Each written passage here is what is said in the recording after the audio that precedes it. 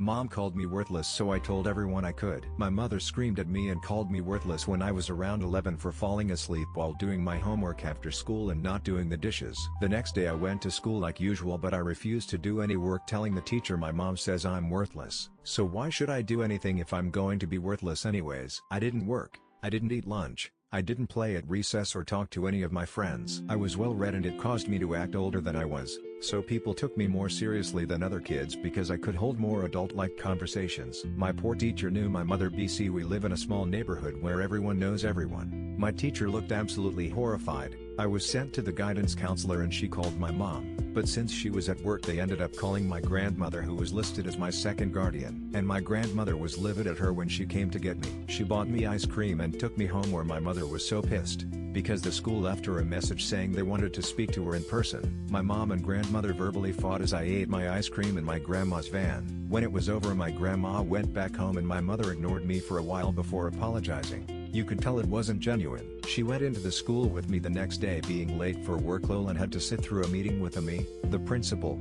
a police officer, and the guidance counselor. I was honest about how she treated me, and they took it a lot more serious than I had expected.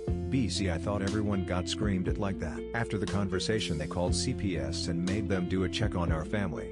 But my sister and I didn't want to be separated, so we lied through the whole thing. We were actually suffering, but it's better to suffer together, I guess. My mother and I never talked about it again after that, but she's also never called me worthless again.